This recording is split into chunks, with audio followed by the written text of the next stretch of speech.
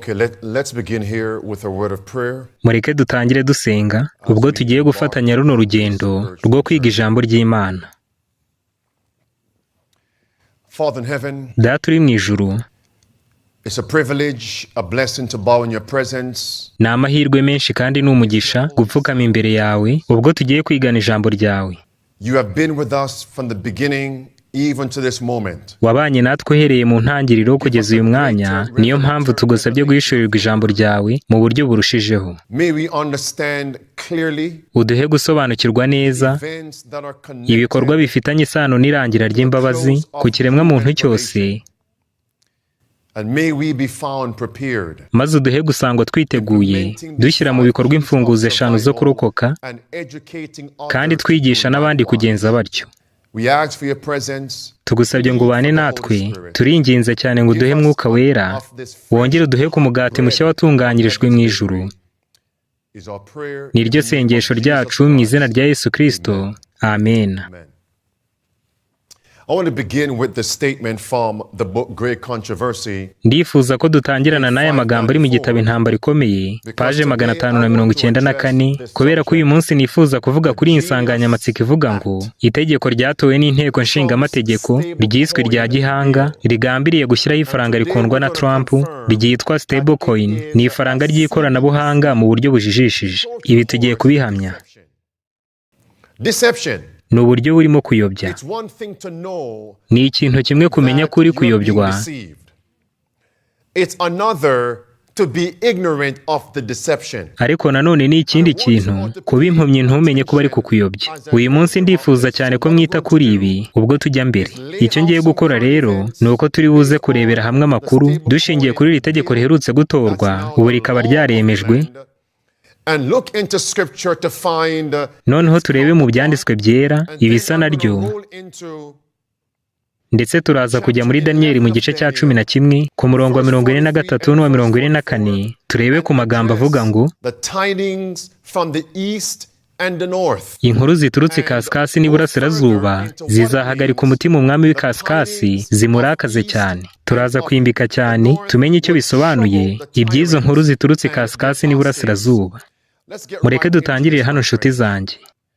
We're told in the book Great Controversy, page 594, Intambara Ikomeye, paje 594, turabwirwa ngo nuko rero ubuhanuzi butwereka neza hazaza nk'uko byahishuriwe abigishwa mu magambo ya Yesu. the events connected with the close of probation. Ibimenyetso byinshi byerekana ko igihe cy'imbabazi kiri hafi kurangira, kandi n'imyiteguro y'igihe cy'akaga byose byaragaragajwe. But multitudes have no more understanding. Nyamara abantu ibihumbi byinshi ntibasobanukiwe n'uko kuri gukomeye nk'aho batigeze baguhishurirwa. Satani araboga runono ngo atekure igitekerezo cyose cyabahindura abanyabwenge ngo babone agakiza, maze igihe cy'akaga kizasange bameze bate? Unready. Batiteguye. None ni ibiki biri kubaho kino gihe? Twamaze kubona kino kinyamaswa kinini kandi kiba mu nyanja. Ino ni inyamaswa iba mu nyanja. Interesting, right? Biratangaje cyane. Kandi mu byahishuwe 13 kuva ku murongo wa 1 kugeza ku wa 10 havuga ko inyamaswa iva mu nyanja ari inde? It's the papacy. Ni ubupapa. Iyi nyamaswa nayo tureba hano ku mashusho iba mu nyanja kandi ni ubwami buyobora ubundi bwose, A kingdom. kandi niyo ifite ikimenyetso kigomba gushyirwa ku bantu bose. And today I want to speak about the money of the beast. Uyu munsi ndifuza kuvuga ku ifaranga ry'inyamaswa n'imikorere yaryo. Turanareba ku bugenzuzi bw'inyamaswa. Ibyo byose bigambiriye gushyiraho ikimenyetso cy'inyamaswa. Take a look at this. Nimurebe hano. ABC News yaratangaje ngo Trump yasinye itegeko rya mbere ritangiza ifaranga ry'igihugu ry'ikoranabuhanga ryitwa cryptocurrency. Nimurebe hano arisinya. Uyu munsi kubw'iri itegeko rishya nsinye rizatugeza mu iterambere ryo hejuru cyane nk'uko nari narabibasezeraniye umwaka ushize niyamamaza. Iri tegeko n'isi rya gihanga riraduha amabwiriza arambuye kandi mazima yo gutuma tugira ifaranga ry'ikoranabuhanga rihesha agaciro idolari ryacu kandi rihamye. Iyi ishobora kuba ariyo mpinduka ya mbere ikomeye yerekeranye n'ikoranabuhanga n'amafaranga ibayeho kuva murandasi yatangira kubaho. Reka mvuge ko abashyigikira ifaranga ry'ikoranabuhanga rya crypto bose mu myaka myinshi ibi babyifuje. Aba bantu bakunda gukoresha amagambo ahamye kandi azwi cyane kugira ngo bimakaze ibirimo kuyobya. When you hear stable, what does stable mean? Iyo wumvise ngo rihamye, mbese igihamye ni iki? Mumpe urugero rw'icyitwa ikintu gihamye. Guhama, mbese guhama ni iki? Unmovable, firm, stable. Ni igishikamye, ikidahindagurwa, n'ikimara igihe kirekire cyangwa icyizewe. Iri faranga rihamye bavuga ko rishyigikiwe n'idolari, baravuga ko rizaba ari ikoranabuhanga gusa. Ariko kandi idolari ryagiye ritakaza agaciro. Ibi mu bitekerezeho. Ntabwo ari ifaranga rihamye rishyigikiwe na zahabu. No, stable coins. Ahubwo ngo ni ifaranga rihamye rishyigikiwe n'idolari rya Amerika. Idolari rya Amerika ubu ngubu rifite ideni rikomeye cyane. Mbese byagenda bite wegamye ku rukuta rugiye kugwa mwagwana? The stable coin is not stable at all. Iri faranga bari kwita rihamye ry'ikoranabuhanga ntabwo rihamye na gatoya. Nk'uko iri tegeko yasinye yaryise itegeko rya gihanga, Genius Act, ntaho rihuriye n'ubwenge cyangwa ubuhanga nyakuri, ahubwo ni iryo kuyobya. Iri tegeko ryasinywe rero ntabwo ari iteka rya perezida. Ibyo bisobanuye yuko haramutse hongeye kuza umuperezida w'umudemokrate ntabwo ashobora gusinya iteka ubwe ngo akureho rino tegeko perezida yasinye, kuko iteka rya perezida rikurwaho n'irindi teka rya perezida gusa, ariko itegeko ryatowe n'inteko nshingamategeko rikurwaho nanone n'inteko nshingamategeko gusa. Ubwo kugira ngo rino tegeko rikurweho byasaba ko risubira mu nteko nshingamategeko. Bisobanuye ko iri tegeko rero riri hano igihe kinini cyane. Uyu ngo niwe mu perezida wa mbere wo mu ifaranga ry'ikoranabuhanga, niko yavuze. Perezida Donald Trump yasinye iteka kuwa gatanu rishyiraho itsinda rigambiriye kurema ifaranga ry'ikoranabuhanga rya crypto. Iri tsinda rizashyiraho amabwiriza atandukanye yo gukoresha imitungo y'ikoranabuhanga kandi ryubaka ifaranga ry'ikoranabuhanga ku rwego rw'igihugu hose. Kino gikorwa kirakurikiza isezerano rya perezida ryo gushyiraho politike y'ifaranga ry'ikoranabuhanga kandi rigatuma na Trump anigaragaza nka perezida w'iryo faranga ry'ikoranabuhanga. Ngo ninde? Ngo niwe mu perezida wa mbere w'ifaranga ry'ikoranabuhanga. None nimurebe neza hano icyo ano magambo avuga. Baravugamo yuko Leta Zunze Ubumwe za Amerika zifite ifaranga abantu bazigama bakoresheje cyane kuruta andi mafaranga yose, kandi ngo ibihugu byose bizigama amafaranga yabyo mu idolari rya Amerika bizajya bizigama mu ifaranga ry'ikoranabuhanga gusa. None ibyo bisobanuye iki? Bisobanuye ko amafaranga y'isi yose azahita ahinduka y'ikoranabuhanga. Aho niho tugeze. Mukurikire hano. Tugiye gushyira imbaraga nyinshi muri iri faranga rihamye ry'ikoranabuhanga twise stable coin, kandi nk'uko Perezida Trump yadutegetse bizatuma turinda idolari rya Amerika ribe ifaranga rya mbere isi yose izigamamo cyane, kandi tuzifashisha iri faranga ry'ikoranabuhanga ryacu. Because the only way that you'll be able to transact with the US government. Ubwo buryo bwonyine uzaba ushobora gukoresha kugira ngo uhererekanye amafaranga na Leta ya Amerika ni ugukoresha uburyo bw'ikoranabuhanga gusa. Nimurebe hano nshuti zanjye. Trump yatangaje yuko ari we mu perezida wa mbere w'ifaranga ry'ikoranabuhanga Amerika n'isi yose bagize. Baravuze ngo na Amerika ubu ni wo murwa mukuru w'ifaranga ry'ikoranabuhanga ry'isi yose. Murebe ibi ngibi. Umwuka w'ubuhanuzi uratubwira ngo tuzamenya ko turi mu minsi y'imperuka igihe hazabaho kwikubira ubutunzi n'imbaraga. Ngo ni ibintu bingahe? Bibiri. Murebe amagambo aciyeho umurongo. Kwikubiraho ubutunzi n'imbaraga cyangwa ububasha. Noneho murebe aya magambo ari hano.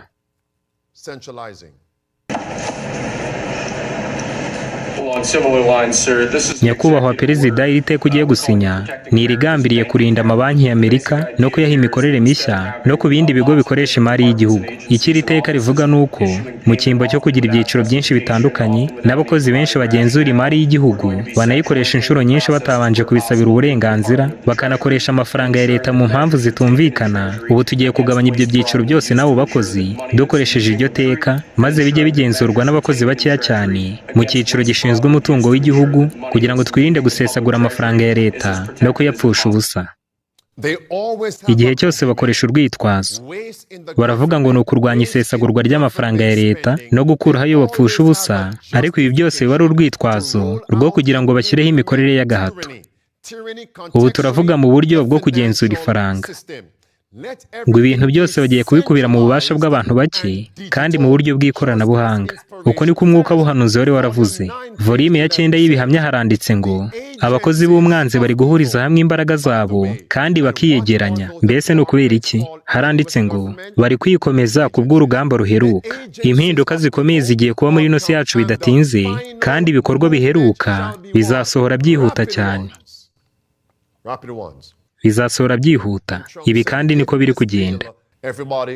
Noneho buri wese narebe hano. Aha naho bazakupira cyangwa bagakupura ibintu byose. Murebe hano. Iri tegeko rishya rishimangira yuko serivisi za banki ku bigo bikoresha ifaranga ry'ikoranabuhanga zizaba zirinzwe. Ribuzanya kandi kurema ifaranga ry'ikoranabuhanga rigenzurwa na banki y'igihugu. Muri Leta Zunze Ubumwe bavuga yuko ryazahangana n'iri faranga ry'ikoranabuhanga rindi rya cryptocurrency. Ubwo rero ubuyobozi bwa Trump bwavuze ku mugaragaro ko batazakora iki ifaranga ry'ikoranabuhanga rya banki nkuru y'igihugu. Niko ahangaha bavuze. No mu ngingo ya 5 y'iteka yasinye, Trump yavuze ko atazarema ifaranga rimeze rityo. Nimurebe hano nanone. Ntabwo nzigera na rimwe nemera ko harimo ifaranga ry'ikoranabuhanga rya banki nkuru y'igihugu. Ariko iri faranga rya crypto yashyizeho yise ifaranga rihamye, naryo ni ifaranga ry'ikoranabuhanga. Aya mafaranga yombi y'ikoranabuhanga icyo akora ni kimwe.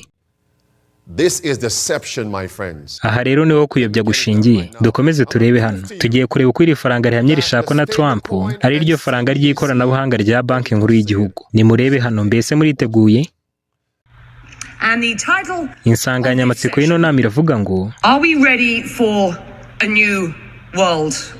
mbese twiteguye gahunda nshya y'isi. Hano bari mu nama y'amaguverinoma y'ibihugu. Aha ni haya magambo yavugiwe. Ifaranga rya CBDC ryubakiye ku ikoranabuhanga ryitwa blockchain, ribika amakuru mu buryo bw'uruhererekane. Mwumve hano. Aha ntabwo ari Amerika ihanganye n'Ubushinwa, ahubwo tugomba kwibaza ngo icyo gahunda y'isi yubakiyeho ni iki? Ni systeme z'ifaranga gusa. Ubwo niba ushaka gahunda nshya y'isi, mbese icyambere ugomba guhindura ubwo ni iki? Ubwo ndavuga nyine ku bayobora isi. Ni uguhindura systeme z'ifaranga. Ibyo birasobanutse neza, kandi nibyo tubona mu Byahishuwe 13 ku murongo wa 17. Mukomeze mukurikire hano. Ubu ndatekereza ko tugeze ku nkengero z'impinduka zikomeye cyane, aho tugiye kureka burundu ibi, kandi ndabivuga nemye. Tugiye kureka burundu uburyo bushaje bw'isi bwo gukoresha amafaranga afatika, dutangiza ubundi buryo bushya. Kandi ubundi buryo bushya bwo kubara amafaranga buzaba bushingiye kuri tekinoloji ya blockchain, kandi ibyo bisobanuye ko azaba ari ay'ikoranabuhanga gusa, kandi azaba agaragaza buri gikorwa cyose wakoze na raporo yacyo mu bibera mu bukungu bw'isi yose. Ibi bizatuma turushaho gusobanukirwa ibiri kubaho byose. Ibi ariko kandi biteje impungenge ku kuringaniza ububasha hagati y'abaturage na leta. Ariyo mpamvu nizera yuko tuzakenera itegeko nshinga rigenga ikoranabuhanga muri icyo gihe cy'isi y'ikoranabuhanga gusa.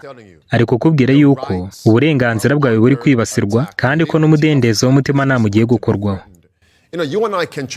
Njyewe nawe dushobora guhererekanya amafaranga. Ushobora gukoresha ikarita, nkakohereza amafaranga runaka, cyangwa nkakoresha application yitwa Cash App cyangwa Zelle cyangwa Venmo na Apple Pay n'izindi. None uko guhererekanya amafaranga kose kuba kwabitswe. None byagenda bite ntashatse ko leta imenya uko ndi guhererekanya amafaranga? Nagenda nkajya mu gikapu cyanjye, nkafatamo amafaranga afatika, nkaza tukagura tukagurisha twembi twenyine. Ninde wundi waba uzi icyo twakoze?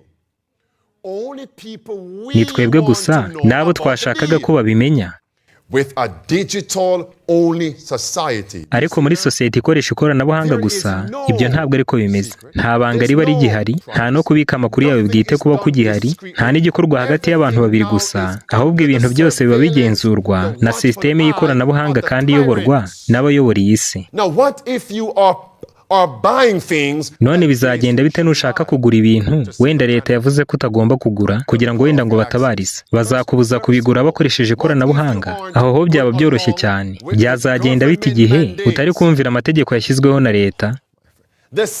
Sisiteme izakubuza kugura no kugurisha. Ubu iyo mikorere iri hano. Nimurebe hano nshuti. Uyu ni umuryango ushinzwe ubukungu bw'isi, kandi hano batubwiraga ko CBDC, ifaranga ry'ikoranabuhanga rya banki nkuru z'ibihugu, hamwe na ririya faranga rya cryptocurrency rishyigikiwe na Donald Trump, yose ari amwe kandi akora mu buryo bumwe. Bavuze ko stablecoin na CBDC, ya mafaranga yombi y'ikoranabuhanga, yubakiye ku buryo bumwe bwitwa blockchain, bugenzura amakuru yose mu buryo bw'uruhererekane. Biri hano, ntabwo ari amagambo yanjye. Ngo wakoresha kimwe cyangwa ikindi ntacyo bitwaye. Murebe hano handi. Amagambo ari ku nteruro ya kabiri aravuga ngo uburyo bwitwa Internet Crime Complaint Center IC3 bugenzura ibyaha bikorerwa kuri murandasi, bugenzura n'ifaranga ry'ikoranabuhanga rya cryptocurrency bukoresheje inzira zitandukanye zirimo izihe, bukoresheje rya koranabuhanga ryitwa blockchain. Ubwo rero CBDC na cryptocurrency ni amafaranga akora mu buryo bumwe.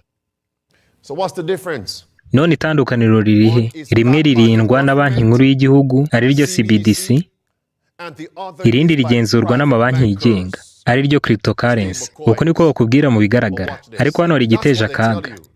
Abagenzura ino mikorere y'amabanki ni abantu b'ibanga, dushatse twabita bigenga. Ibi reka mbisubiremo. Abagenzura ubukungu bw'igihugu cyose ni abashinzwe imari bigenga. Basa n'abari hejuru y'amategeko ahubwo. Inteko nshinga amategeko ishobora gukora isuzuma, ariko nayo ifite abayigenzura. Mbese ni ukubera iki? Ni ukubera ko tujya twumva ko leta isaba imyenda aba bantu.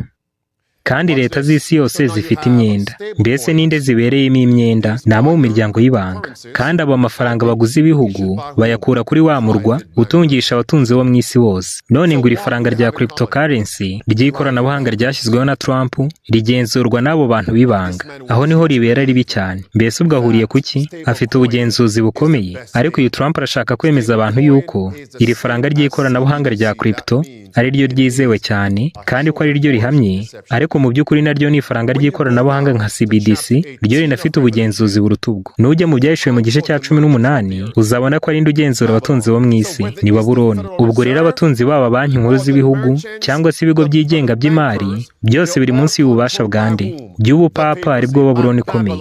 Mureke dukomereza ahandi. Baranditse ngo Trump yavuze ko adakunda ifaranga ry'ikoranabuhanga rya CBDC cyane kubera ko avuga ko rishobora guteza akaga. Arenza ati rishobora kurema ibihe aho amafaranga yawe ashobora kubura kuri konti yawe, ati kubera ko rigenzurwa n'ikoranabuhanga gusa. Ariko si ifaranga rindi ashaka rya crypto ryo ni iki?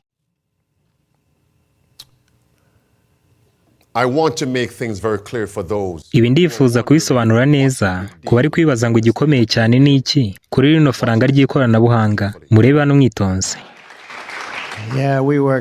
Twakoranye umwete mwinshi, ndetse iri tegeko birangiye barinyitiriye ko ari itegeko rya gihanga, kuko nanjye ndi umuhanga cyane. Ndashaka kubibashimira. Birasa n'aho ari gutebya. Tumenye ko igihe cyose haba hari ukuri muri buri gutebya kose kubayeho. Avuze ko iri ari itegeko ry'ubwenge cyangwa se ry'ubuhanga. None tugaruke hano. Uyu ni umuryango ushinzwe ubukungu bw'isi. Uratubwira ko rya faranga rihamye rya crypto abaritangije ari abo muri uyu muryango, kandi bemera cyane amategeko yawo. Dukomeze turebe hano. Iki ni ikigega mpuzamahanga cy'imari IMF, aho umuyobozi wacyo yavuze yuko ifaranga ry'ikoranabuhanga rigenzurwa na banki nkuru y'igihugu rizajya rigenzura ibikorwa byose by'abaturage, kandi guyu ni nako ifaranga rya crypto rikoramo. None itandukaniro ririhe? Ni mu mukurikire hano.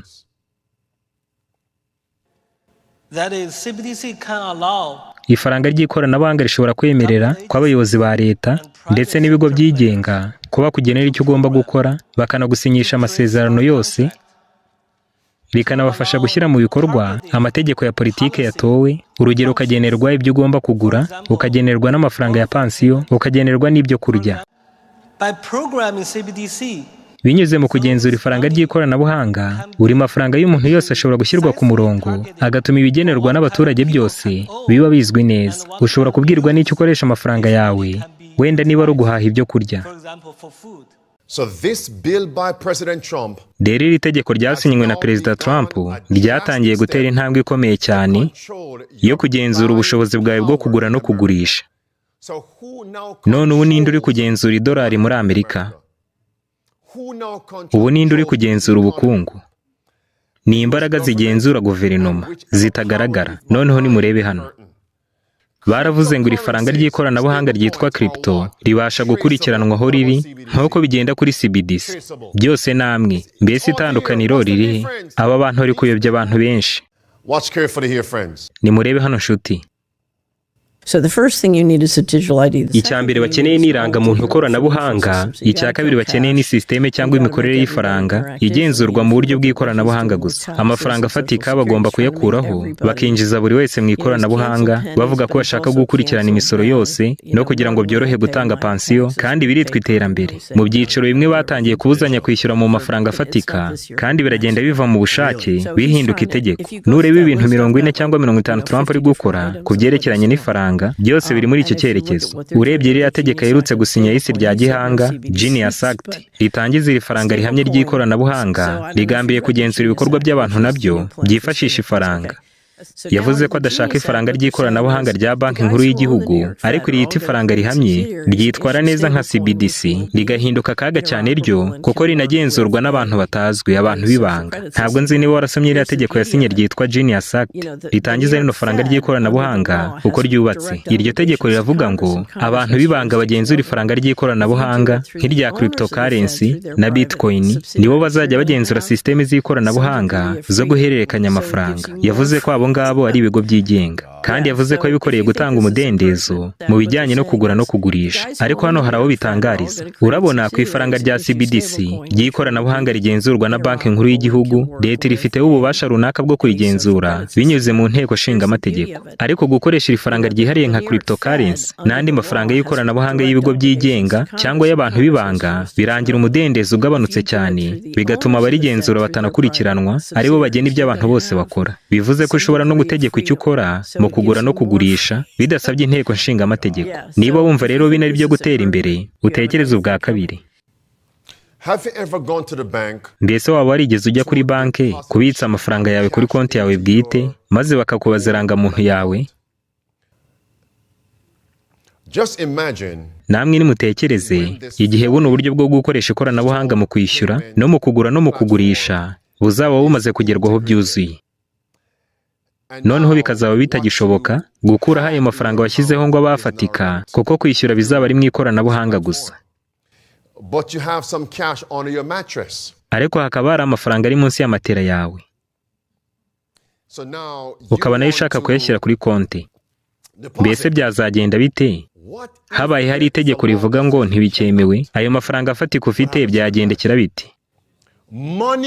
Ayo mafaranga yatakaza agaciro, yahita yinduka ibipapuro. None byagenda bite ushatse kuyabitsa kuri banki, bakakubwira bati ugomba kutubwira aho yavuye? Bati mutwereke uko mwishyuye imisoro, bati twereke uko wishyuye imisoro mu myaka 7 yose ishize, kugira ngo tumenye ko aya mafaranga wayabonye mu buryo bwemewe ukurikije amategeko. Mbese turi mu kaga? Twaba turi mu kaga? Murebe hano mwitonze. Ukurikije iri teka rya Perezida Trump, icyiciro gishinzwe ubukungu cya guverinoma y'Amerika gifite igihe ntarengwa cy'amezi 6 kugira ngo kibe gikuyeho amafaranga afatika mu bikorwa nk'ibyo gusubizwa amafaranga abarengaho kuyishyuwe ku musoro, ndetse ko n'amafaranga yose ya pansiyo agomba gutangwa mu ikoranabuhanga gusa. Ibigo byose bitandukanye bya leta nabyo iri tegeko rirabisaba kujya byishyura mu ikoranabuhanga gusa. Iri tegeko kandi riranasaba ibigo bya leta kwigisha abaturage bose gukoresha ikoranabuhanga gusa mu bikorwa byerekeranye n'ifaranga. None inshuti nimurebe hano, amasheka afatika agiye gukurwaho nayo. Amerika izatangira igikorwa cyo gukuraho burundu amasheka afatika. Aya ni amakuru ya New York Times. Barabajije ngo wajya kubona sheke ya leta ifatika? Ibyo bigiye kurangira vuba cyane. Perezida Trump yategetse yuko ibigo byose bya leta bizajya byishyura bikoresheje ikoranabuhanga, ndetse no mu bikorwa byerekeranye n'imisoro nuko, no mu bikorwa byerekeranye na pansiyo, ndetse n'ubundi buryo leta ihuriramo n'abaturage ku bikorwa byerekeranye n'ifaranga uhereye ku itariki 30 z'ukwa 9 uyu mwaka. Ibi ngibi bisobanuye yuko niba utunzwe na leta, injira mu ikoranabuhanga gusa. conditions, requirements. kandi nibashyiraho amategeko n'amabwiriza anyuranyije n'uko wizera mu by'iyobokamana, ananyuranyije n'umutimanama wawe kugira ngo uhabwe ayo mafaranga, ubwo uzaba ugomba guhitamo Follow men or follow God. ni ugukurikira abantu cyangwa gukurikira Imana. None ntabwo tugomba gutegereza icyo gihe. Iyi niyo mpamvu mbabwira inshuti zanjye ko twakagombye kuba turi gushyira mu bikorwa za mfunguzo 5 zo kurokoka. Twimukira mu cyaro, urufunguzo rwa 2, aho tubasha guhinga no kubona amazi meza, tutishingikirije kuri leta n'ikoranabuhanga, kuko ubu hagiye kubaho uburetwa bukaze. N'ubu buri kuza. Mwongere murebe hano mwitonze. Ubu agiye kuvuga ngo amafaranga yose namara kujya mu ikoranabuhanga, iryo ryaba ari ryo ryose, ikizakurikiraho n'uburyo butanga amanota kuri buri muturage wese ku myitwarire ye, nk'uko bimeze mu gihugu cy'Ubushinwa. Mukurikire hano. Urugero ku byo wishyura, urundi rugero ku byo uhaha, cyangwa urugero ku biribwa ugura. Binyuze mu gushyiraho amategeko agenga ifaranga ry'ikoranabuhanga, ayo mafaranga yose ushobora gutegekwa uko uyakoresha, abaturage bakabwirwa ibyo bagomba gutunga n'uko bagomba gukoresha ayo mafaranga banditseho. Urugero ukabwirwa ngo ibiribwa uri bugure ni ibi ngibi. Rero kugenzura amafaranga yose y'ikoranabuhanga bizadufasha gushyira abaturage ku murongo umwe. Now, that's on CBDC. Aha ni ku ifaranga ry'ikoranabuhanga yavugaga, ngo ibijyanye n'amafaranga nk'aya pansiyo, ibijyanye no kugura no kugurisha, ndetse n'ibiribwa by'umwihariko. Kandi ibi ni nabyo Trump ari kuvuga muri rya tegeko rishya yasinye. Nubwo ryo aryita ifaranga rihamye, ariko naryo ni iry'ikoranabuhanga rikora ritya. Iyi niyo mpamvu bikomeye cyane. Here it is now. Noneho ni mu mukurikire hano avuga ku buryo ikoranabuhanga rizajya ritanga amanota kuri buri muturage wese, nk'uko bimeze mu gihugu cy'Ubushinwa. Urugero mu Bushinwa, njyewe ubwanjye nigereyo ndabireba, amakuru y'abaturage bose mu kugura no kugurisha ashobora gukoreshwa n'abatanga serivisi cyangwa se agakoreshwa na leta ubwayo mu kugenera umuturage imyitwarire ye. Bakakubwira bati uyu munsi waguze icyayi gihagije, nturi bunywe ikirenze icyo ngicyo. Niyo utumiza ibyo ushaka ku ikoranabuhanga, bakwereka ibyo ukeneye n'ibyo utagomba kurenza. Bakwereka n'amasaha yose yo gukora. Aya makuru yose ari mu ikoranabuhanga gusa afite umumaro ukomeye, kuko yashobora gukurikiranwa kugira ngo abagenzura ifaranga bangenera amanota mfite y'imyitwarire nk'umuturage. Kandi uko amanota yanjye y'ikoranabuhanga angana, bitewe n'uko nubahiriza amategeko yashyizweho, bimpa uburenganzira bungana n'uko numvira. Ngo amanota y'umuturage atanzwe mu ikoranabuhanga, maze ukagenerwa ibyo ugomba gukora. Batushobora kugenerwa amasaha yo gukora. Ibi birahita binyibutsa isabato. Mu minsi 6 ujye ugenza ute? Ujye ukora aba arimo ukoreramo imirimo yawe yose, ariko ku munsi wa 7 ugomba kuruhuka, kuko ari Uwiteka Imana yawe. Bashobora kukubwira bati rero, mbese uraruhuka ku isabato cyangwa ku cyumweru? Ibi byose birahuye cyane. Niyo mpamvu ari ikintu gikomeye. Mwongere murebe hano mwitonze. Forbes yaranditse ngo icyiciro gishinzwe pansiyo mu butegetsi bwa Amerika cyabwiye abagenerwabikorwa bose ko bagomba guhindura byuzuye, bakava mu buryo bwo guhabwa amasheka afatika. Ibi ntabwo bisanzwe. Babuloni y'iki gihe iri gukuza imikorere yayo cyane. Noneho nimurebe hano. Ino ni USA Today yaravuze ngo kubwo kwishyurana hakoreshejwe ikoranabuhanga gusa, cyane cyane muri izo serivisi nk'iza pansiyo n'izindi z'abahabwa amafaranga ya leta, abagenerwabikorwa bose bazaba bategetswe kwinjira mu mikorere y'ikoranabuhanga gusa. Ngo ni abagenerwabikorwa bose. Umuntu wese uhabwa amafaranga na leta arasabwa kujya mu ikoranabuhanga ryabo. Bazaba bategetswe, basabwa cyangwa se bahatwa gukoresha iyi mikorere mishya y'ikoranabuhanga. None birashoboka cyane yuko batazatangira bakoresha agahato gakomeye mu ntangiriro, ariko ukurikije ubuhanuzi bwa Bibiliya bwo mu minsi y'imperuka, ibintu bizahinduka bihinduka ibikomeye. Noneho hashyirwaho amategeko n'amabwiriza mashya, abantu bose batakigenga ku mafaranga yabo, bababwire bati nutumvira amategeko mashya yashyizweho, urahita ukurwa muri iyi sisiteme. Kandi n'ubu utari muri sisiteme y'isi, mbese icyo uzashobora gukora ni iki? Mbese muribuka runo ruziga rwa Babuloni, uruziga rw'uburetwa? Nutajyana n'umurongo mushya w'isi, ikoranabuhanga rizajya rishobora gukoreshwa mu kukwambura serivisi z'ubuzima, rinakubuze kugura no kugurisha, rikubuze guhaha ibiribwa no kugenda, rikubuze no guhabwa ubutabazi, rikubuze no gukoresha imbuga nkoranyambaga nka email yawe n'ibindi, rikubuze no gukoresha telefoni n'ibindi byose. The system is now here. Ino sisiteme ubu iri hano, ntabwo izaza ahubwo ubu ngubu iri hano, isigaje guhata abantu gusa.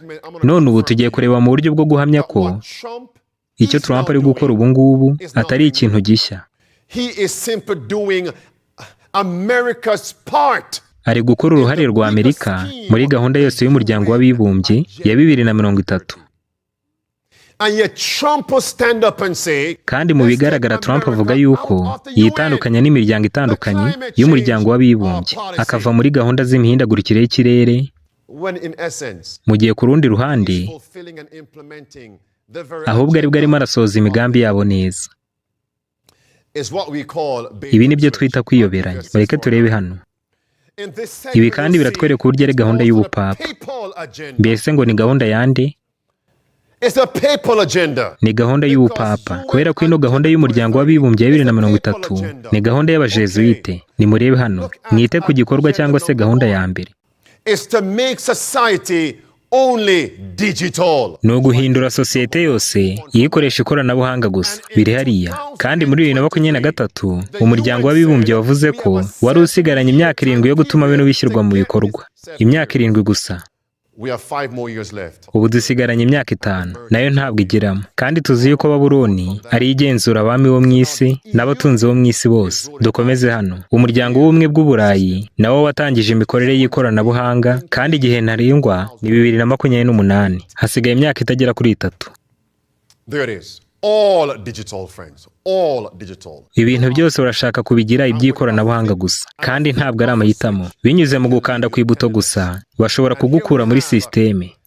Aha dufite umuryango w'ubumwe bw'Uburayi tubwira ko By October 2025, mu kwa 10 kwa 2025 bazatangira gukoresha iyero ry'ikoranabuhanga. I wonder who's next in November. Mbese ni bande bazakurikiraho? Nimurebe hano. Bisobanuye ko akanama k'ubumwe bw'Uburayi n'abayobozi b'ubumwe bw'Uburayi twese tugiye gukorera hamwe tutazaririye, maze tugashyira mu bikorwa iri yero ry'ikoranabuhanga. The deadline for us is going to be October of 25. Igihe cyacu ntarengwa ni mu kwezi kwa 10 kwa 2025, kandi turi gukora cyane ngo tuzahuze n'iyo tariki. Mbese murabibonye noneho, kandi Trump nawe ari kuvuga ibisa n'ibi. Yavuze ko nihashyirwaho buno buryo bwo kwishyura hakoreshejwe ikoranabuhanga gusa, If you are caught using cash, ngo nufatwa ukoresha amafaranga afatika uzajya ufungwa. Nimurebe hano. No, the problem is they don't want to be controlled. Ikibazo ni uko abadashaka kugenzurwa. Yeah, but you know what? Yego, ariko urabizi, ubu mu Burayi twihaye intego y'uko niba ari ibirengeje amayeri 1000 ntuzongera kubyishyura mu mafaranga afatika. If you do, Nubikora gutyo uzaba uri gukora amagendo. Ubwo rero uzirengera ingaruka. caught, you are fined or you go in jail. Nufatwa uzajya ucibwa amande cyangwa ujyanwe gufungwa. None ni ibiki bigiye kuzira isi yose? Ni ibiki kandi bigiye kuzira Amerika? Kandi Trump nanone yavuze yuko ari gukurikiza icyitegererezo cy'Ubuhinde. Mbese mu Buhinde bigenda bite? Ano makuru ya BBC aravuga ngo 86% by'abaturage mu Buhinde ntibagikoresha amafaranga afatika. Barakomeza ngo Ubuhinde ni igihugu cya sosiyete y'ikoranabuhanga gusa. Mwibuke yuko Trump yavuze yuko yifuza gukurikiza icyitegererezo cy'Ubuhinde. Muri kino gihugu imikorere y'ikoranabuhanga igenzura abaturage imaze kwiyongera cyane. Aho ni muri icyo gihugu, kandi ibipimo ndangamiterere by'umuntu nabyo byarafashwe. Kandi abadakoresha iyo sisiteme mu Buhinde ntabwo babona serivisi za leta, ntibashobora kwishyura imisoro n'ibindi bitandukanye. what happens in America if you don't pay your taxes? Mbese bigenda bite hano muri Amerika? Iyo utishyura imisoro yawe urafungwa. Mbese bimeze bite ku misoro yo ku mitungo yawe? Nabwo iyo utayishyuye nyuma ucibwa amande cyangwa ugafungwa. Bimeze bite ku musoro w'ibyo wunguka? Naho nuko bigenda. Dukomeze turebe hano. Baravuze ngo mu Buhinde ntabwo abaturage bafite uburenganzira bwose bwuzuye ku mibiri yabo, ahubwo leta niyo ibufite. Last sentence in red. Murebe ku magambo asoza y'umutuku. Byavuzwe n'umushinjacyaha mukuru w'icyo gihugu, kandi Trump aravuga yuko yifuza gukurikiza kino cyitegererezo no muri Amerika. Hano ikinyamakuru cyitwa Charisma cyaravuze ngo iby'Ubuhinde buri gukora bwifashishije sisiteme y'ikoranabuhanga biratwibutsa iby'ibihe biheruka by'ikimenyetso cy'inyamaswa. And that's why recently now ino niyo mpamvu umudepite umwe wo muri Amerika yanze gutora rino tegeko avuga yuko rimwibutsa iby'ikimenyetso cy'inyamaswa. Amaso y'abantu bamwe ari gufunguka nubwo bataramenya byose, ariko bari gutangira gutekereza ku by'ikimenyetso cy'inyamaswa. Dukomeze dukurikire hano, mwumve aya magambo mwitonze. Aya magambo ni ingenzi, muyumve mwitonze. Trump was put in by the bankers to get the... Now listen to this, friends. Listen to this. And it's not what Catherine Fitz says. Kandi ntabwo ari byo Catherine Fitz yavuze twakwita ko ari ingenzi gusa, ariko ibyo yavuze bishobora kugenzurwa hakarebwa niba ari ukuri cyangwa atari ukuri. Mukurikire hano. Trump was put in by the bankers to get the control. Trump yashyizwe ku butegetsi n'abanyamabanki kugira ngo bashoboze kugenzura byose. Andi matsinda y'abavuga ko bamutoye nta ruhare runini yabigizemo.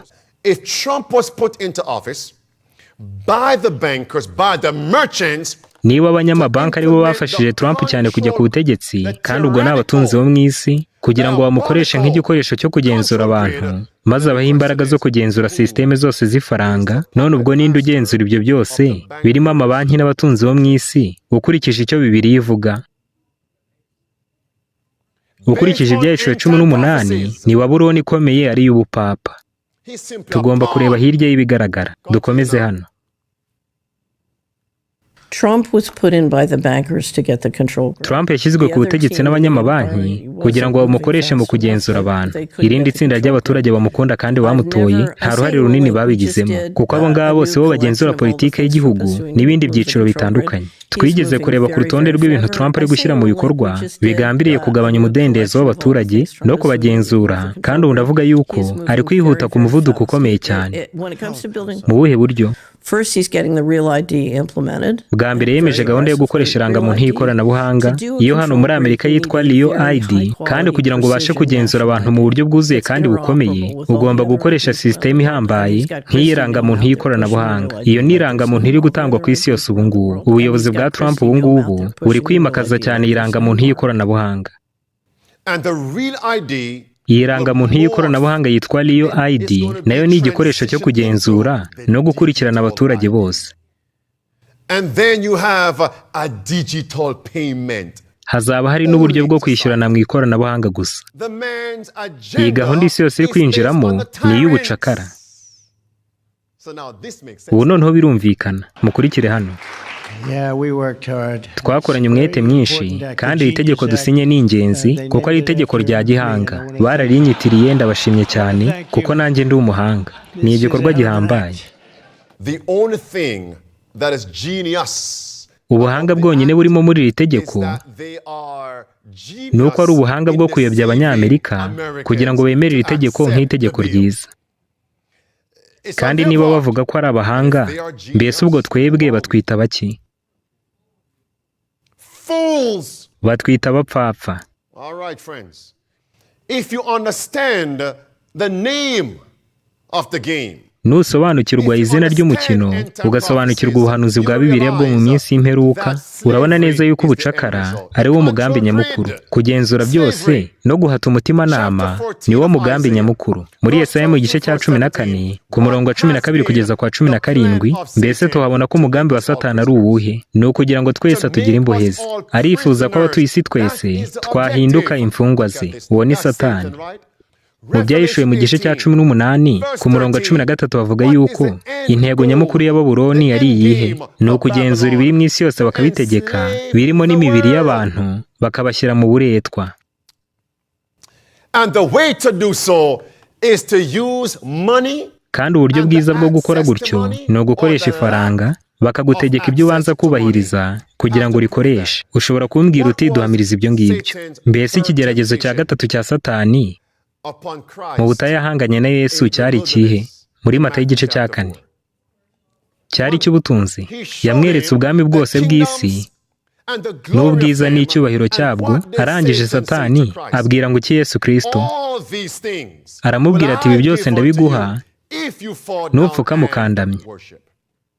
That means Satan Ibyo had bisobanuye to ko watch now, Satani yirundanyirijeho ubutunzi bwose bw'isi, kandi niwe ubugenzura n'amafaranga yose nuko, ku buryo yashoboye kubwira Kristo ati nupfukama ukandamya, ibi byose biraba ibyawe. Do you see it now? mbese bino murabibona ni icyitegererezo cy'ibigomba kubaho mu minsi y'imperuka. Muri Matayo igice cya 4 Satani yabwiye Yesu Kristo ati, "Shobora kuguha ubwami bwose bw'isi kuko nabugabanye bukaba ubwanjye." Mbese wabumuhaye ninde? Ni Adamu. Icyo ni icyitegererezo cy'uburyo abatwari b'isi bemera kuyoborwa na Satani bamugurishijeho ubwami bwose. Kandi iyo bashaka kugenzura byose, ntibaba bashaka kubigenzura ubwabo, ahubwo amafaranga yose n'imitungo yose n'ibindi byose babyeguriye nde? Nimutekereze cyane. Bagiye kubikoresha bakubwira bati, "Nutaramya muri ubu buryo, ntuzahabwa uburenganzira kuri bino byose." Tekereza umunsi umwe nibavuga bati, "Niba udasenga kandi ngo uruhuke ku cyumweru, nturi buze kwemererwa gukoresha ifaranga ry'ikoranabuhanga."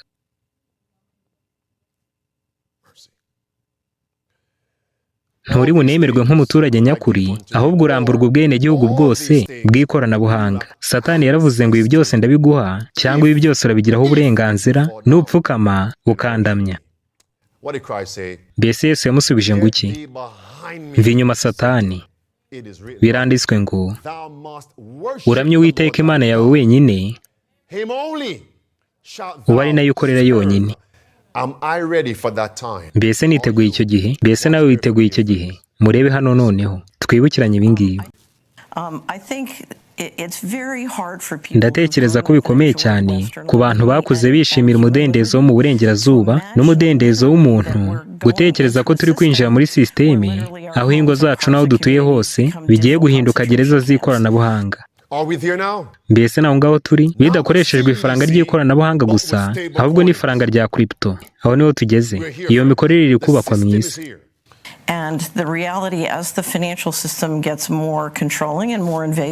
Ukuri ni uko sisiteme z'amafaranga zirushaho kugenzurwa kandi zikibasirwa cyane, bimeze nko kutwubakaho uruzitiro rwo kutuzenguruka.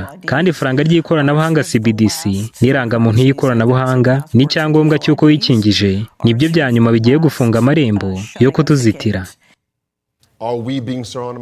Mbese twamaze kugotwa? Mbese amarembo agiye gufungwa? Byaba biri kurushaho gukomera. Mperutse kuba ndi kuvugana n'umuntu umwe mu gihe gitoya gishize, ndatekereza ni muri gahunda imwe y'ivugabutumwa twari twagiyemo.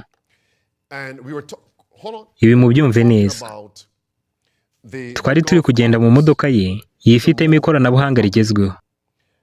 Twari turi kwerekeza nyine aho twari tugiye. Hagati aho, niba utekereza ko uzakomeza kugenda mu modoka werekeza aho usengera, ongera ubitekerezeho. Hari ubwo ubugenzuzi butazatuma bishoboka. Hagati aho rero tugaruke ku ngingo yacu.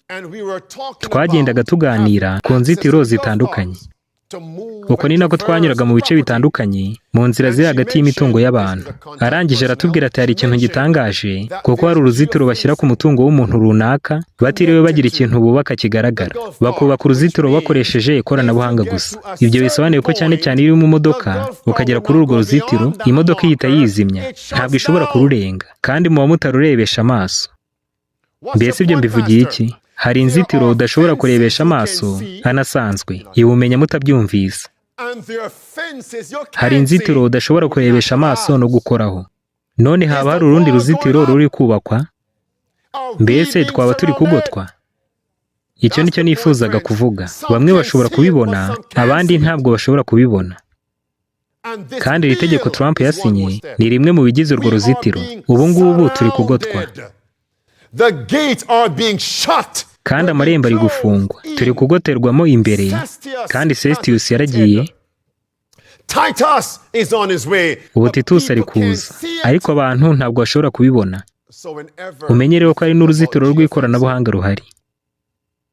Mbese ikindi gitangaje mwari muzi yuko n'imbwa bazikorera uruzitiro rutagaragara, urebesheje amaso ruba nta ruhari, ariko imbwa yo baba barayitoje yuko itagomba kurenga aho ngaho. Kubera iki? Baba barayeretse ibara itagomba kurenga. Ibyo ngibyo bisobanuye yuko ari uruzitiro udashobora gupfa kubona. Iyi niyo mpamvu Yesu yavuze muri Luka 21 ati ubwo muzabona Yerusalemu hagoswe n'ingabo, ntimuzashidikanye, ahubwo muzamenye ko kurimbuka kwaho kuri bugufi. Niba uri mu mujyi w'i Yerusalemu cyangwa i Yudaya, icyo ugomba gukora ni iki? Uzahungire ku misozi. Ariko wenda ntushobora guhunga keretse kubanza gutegereza icyo kimenyetso.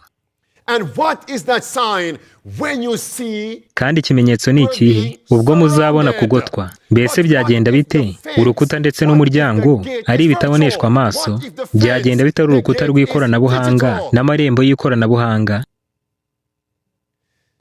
It's not something the natural eye can see. Ibyo ntabwo ari ibintu ushobora kurebesha amaso agaragara, ahubwo ni amaso y'umwuka gusa, kandi akaba ari amaso yasizwe umuti wo mu ijuru ngo abashe kureba. Ubwo rero nitubona ibi ngibi tumenye ko ari uburyo duhawe bwo gushyira mu bikorwa imfunguzo 5 zo kurokoka.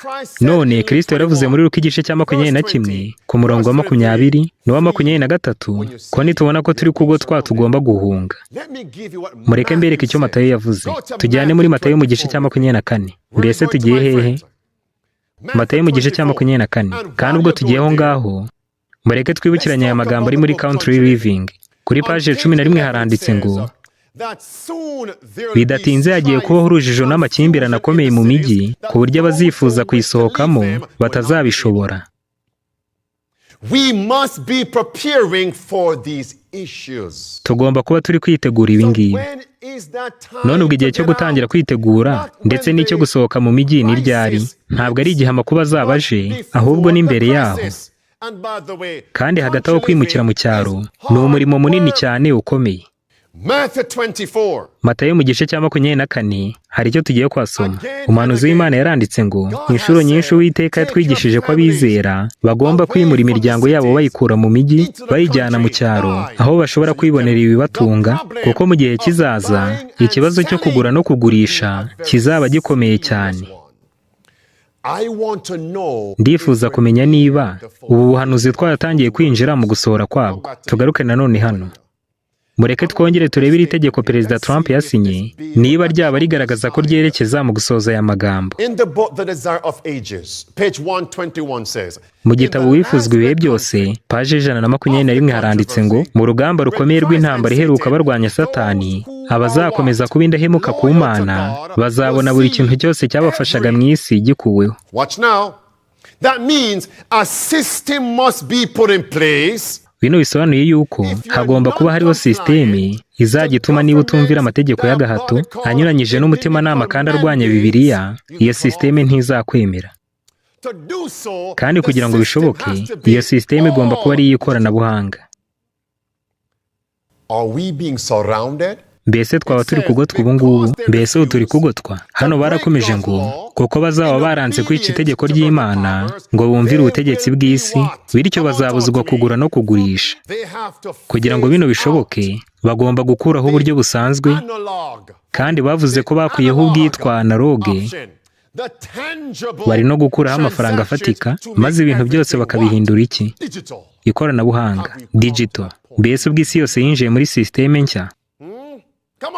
None nimumbwire, urwo rugendo rwaratangiye, mbese ntibigiye kugera ku musozo, kandi kuva hano kujya mbere bigiye kurushaho kuba bibi cyane. Tugaruke hano dukomeze. Umuhanuzi w'Imana yaravuze ngo kuko mu gihe kizaza ikibazo cyo kugura no kugurisha kizaba gikomeye cyane. Twagakwiye gutangira gushyira mu bikorwa amabwiriza Imana yaduhaye inshuro nyinshi avuga ati nimusohoke mu mijyi mujye gutura mu turere tw'icyaro aho amazu adacucikiranye kandi aho muzagirira umudendezo wo kudakomwa mu nkokora n'abanzi banyu. Mperutse kuba ndi kuganira n'umuryango umwe, barambaza bati namenye gute ahantu hakwiriye? Ndabasubiza nti aho hantu wifuza kuba uri, iyo biba ari mu gihe cy'icyorezo washoboraga gukomeza ubuzima bwawe busanzwe mu mudendezo. Ndababwira nti niba atari uko bimeze, ubwo ntabwo hari umutekano uhagije. Mbese ibyo nkeneye kubisubiramo? Mureke dukomeze hano. Umuhanuzi w'Imana yaranditse ngo amategeko y'abantu azakomezwa cyane ku buryo bitazashobokera abagabo n'abagore kubahiriza isabato y'umunsi wa 7.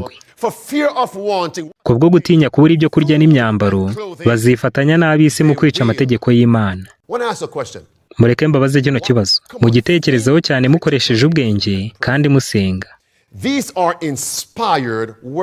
Aya ni amagambo yahumetswe n'Imana, ni amagambo y'ubuhanuzi. Haranditse ngo kubwo gutinya kubura ibyo kurya n'imyambaro bazifatanya n'ab'isi mu kwica amategeko y'Imana. Ikibazo ni iki ngiki: ubaye uri aho ubasha kwihingira, mbese aya magambo yagutera ubwoba?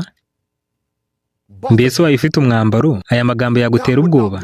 Ibi nta ngaruka byakugiraho igaragara. None icyo tubwirwamo n'aya magambo ni iki? Ni ibintu bibiri. Icya mbere ni uko leta izagenzura uburenganzira bwose bwo kugera ku biribwa ndetse n'imyambaro. Ubwo nibwo buryo bwonyine bashobora guhata buri wese. Mbese turi kujyana? Kandi icya kabiri ni uko abazubarara bakakira ikimenyetso cy'inyamaswa, imwe mu mpamvu izaba ari uko bagiye basuzugura umucyo w'Imana. Ntibashoboye kwimukira mu cyaro mu gihe bashoboraga kujyayo, none akaga kabaguye gitumo impande zose. Nk'ingaruka yo kutitegura rero, bazubarara baramye. Ibyo ni ibintu bikomeye, sibyo? Ni ibintu bikomeye cyane. Kandi iri tegeko Perezida Trump aherutse gusinya rikuraho gukoresha amafaranga afatika, rigahindura ibintu byose ikoranabuhanga naho ryerekeza. Inshuti zanjye, nimukanguke, nimube maso. Mube maso mu bya mwuka no mu bigaragara. Mbese tujye hagana hehe? Matayo igice cya 24. Mbese mwahageze inshuti? Mwahageze? Murebe ku murongo wa 14. Inshuti zanjye, amagambo ngiye kuyababwira kuko hari ibintu bibiri nifuza kuvuga, nkabishimangira ndetse n'ibitatu. Noneho tujya muri Daniyeli mu gice cya 11, tuhamara iminota mikeya ubundi dusoze. Nimurebe hano nshuti, haravugwa ibintu bibiri: isabato no kwimukira mu cyaro. Murebe ku murongo wa 14. Havuga ko ubutumwa bwiza bugomba kwigishwa mu isi yose kugira ngo nibumara kuba ubuhamya bwo guhamiriza amahanga yose, imperuka izahere ku isi.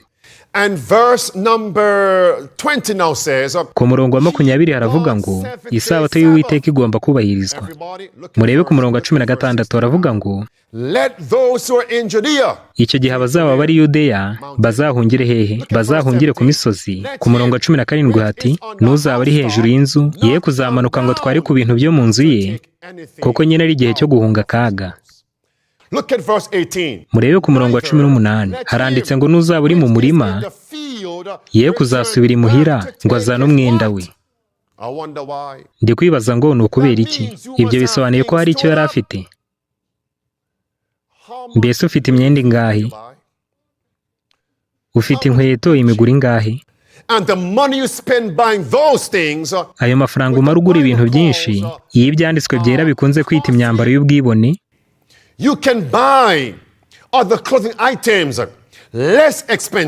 washoboraga kuyaguramo imyenda idahenze kandi inaramba. Mbese ugura imyenda ingana iki iguhenda cyane ku buryo udashobora no gufasha abandi? Inshuti zanjye, ko no kwitegura dukeneye kugomba guhindura n'intekerezo zacu, tukava ku gutekereza nk'ab'isi tugatekereza nk'abana b'Imana. Mbese turi kumwe? Ku murongo wa 19, tugere ku murongo wa 19. Mbese niba Yesu yaravuze ku myambaro, ni iki yavuze ku biribwa? Ku murongo wa 19 haranditse ngo abazaba batwite n'abonsa muri iyo minsi bazabona ishyano, ibyo kurya bizabura. Bisobanuye yuko niba utaraha Imana ikwifuriza kuba, uracyari mu kaga gakomeye. Niba mu bwenge bwawe kandi no mu bya mwuka byawe utari ku rugero Imana ikwifuriza kuba uriho, uzakira ikimenyetso cy'inyamaswa. Iki nicyo nifuza kuvuga hano, kandi tugiye gukomeza. Nunanirwa gutegura, uzaba uri gutegura gutsindwa. Mubanze murebe ku murongo wa 15 mbere yuko dukomeza. Ku murongo wa 15 hari icyo tugomba kwibandaho. Uwo murongo tubwira ko tugomba kwiga igitabo cya Daniyeli, tukamenya ikizira cy'umurimbuzi. Kandi ni ikihe gice kivuga ikizira cy'umurimbuzi mu gitabo cya Daniyeli? Ni muri Daniyeli mu gice cya 11. Murebe ku murongo wa 43. Haranditse ngo ndetse azagira imbaraga zo guhindura ibintu by'umurimbo by'izahabu n'ifeza n'ibindi bintu byinshi by'igiciro byo muri Egiputa. Abanyalibiya n'Abanyetiyopiya bazamushagara. Iyo ni Babuloni ivugwa, igomba kugenzura n'ubutunzi bw'ibihugu by'abakanamana ndetse n'ibihugu by'Abisilamu. Tugere ku murongo wa 44. Aha niho nifuza ko dutinda. Ku murongo wa 44 haranditse ngo ariko inkuru zivuye iburasirazuba n'ikasikazi zizamuhagarika umutima, ave yarakaye cyane azanywe no kurimbura, abenshi azabakuraho pe.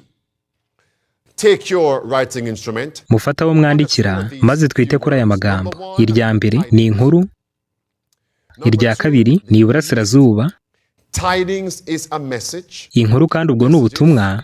East direction. Iburasirazuba ni icyerekezo. Mwandike kandi iyi nteruro ngo arakaye cyane azanywe no kurimbura. Let us analyze scripture now. Mureke dusuzume aya magambo dukoresheje ibyanditswe byera kugira ngo tubashe gusobanukirwa icyavugwaga hano muri Daniyeli mu gice cya 11 umurongo wa 44. Ubu tubonye amakuru y'ibiri kuba mu isi atubwira impamvu dukwiye kwitegura imperuka, kandi turabona Babuloni ikomeye inagenzura Amerika bari gukorera hamwe byuzuye, bakagenzura systeme z'ubukungu bwose bw'isi. Ibi turi kubibona. None ikigomba gukurikiraho ni iki? Ni inkuru zigomba kumuhagarika umutima uwo mwami w'ikasikasi, kandi zikabahagarika umutima n'abari kumwe nawe bose bakarakara cyane. Niyo mpamvu kuva uyu mwanya gukomeza nifuza ko Abadivantiste b'umunsi wa karindwi, twebwe Abadivantiste b'umunsi wa karindwi, twagira umwete cyane kandi ugera ku musaruro mu ibwirizabutumwa.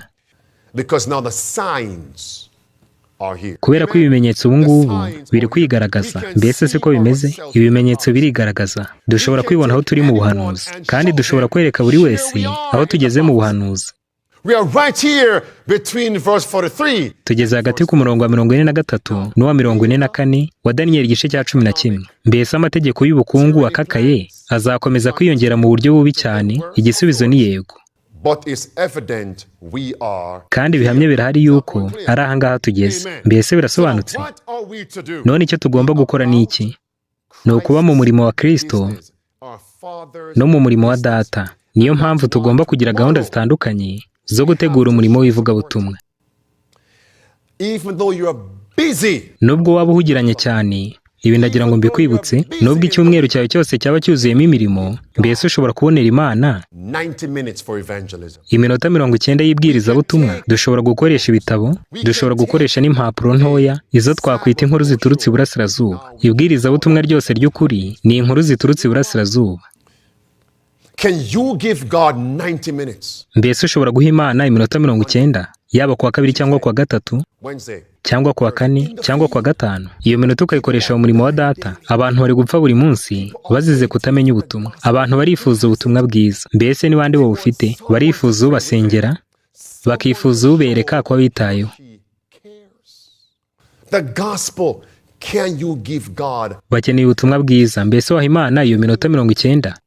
Ubu nibwo butumwa dufite. Ku murongo wa 44 nababwiye ngo muce akarongo ku ijambo inkuru, muce n'akarongo ku ijambo iburasirazuba, ndetse no kumurakaza cyane. Muce n'akarongo ku kumuhagarika umutima, ndetse no kuvayo warakaye cyane. Mbese ni gute dusobanukirwa ukuri kwa Bibiliya? Ni ukugereranya ibyanditswe byera n'ibindi, cyane cyane ku ngingo ivugwa. Urugero rwa mbere, mujye muri Matayo igice cya 2. Izi ngero zose ndi gutanga ziradufasha kumva ibiri kubera ku murongo wa 44.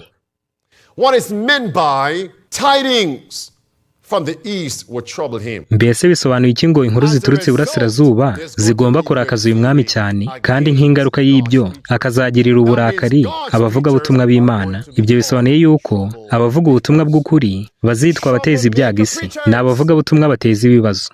Matthew 2. Are we there, my friends? Tujye muri Matayo igice cya 2. Mbese mwageze? Ibi ndabikunda cyane. Matayo igice cya 2 ku murongo wa 1. None nimumbwire, mbese ni mu kihe cyerekezo abanyabwenge baje baturutsemo mu gihe cyo kuvuka kwa Yesu? Ni mu burasirazuba. Did they bring tiding from the east? Mbese baje bazanye inkuru nziza ziturutse iburasirazuba? Yego. Kandi baje bavuga ngo iki? Dufatanye gusoma ku murongo wa 1. Haranditse ngo, Now when Yesu amaze kuvukira i Betelehemu mu gihugu cy'i Buyuda ku ngoma y'umwami Herode, haza abanyabwenge baturutse hehe? Baturutse iburasirazuba. Mugere ku murongo wa 2. Bagiye Yerusalemu barabaza bati, mbese kubaza si ukuvuga? Ubwo bari bazanye ubutumwa. Barabaza bati, umwami w'Abayuda wavutse ari hehe?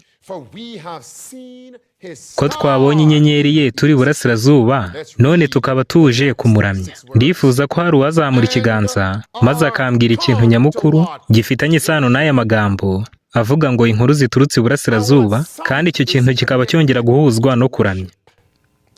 The only person who should not be able to answer umuntu wenyine udashobora gusubiza icyo kibazo ni umuntu utarakurikiye ibyigisho twagiye twigana.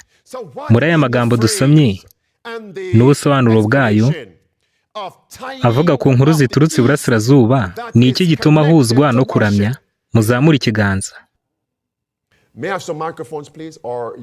Mbese nasaba ko baduha mikrofone cyangwa murabasha gusubiza byumvikane? Ushobora kumbwira uti sinababwiye ko ndi bubabaze. Mugomba guhora mwiteguye,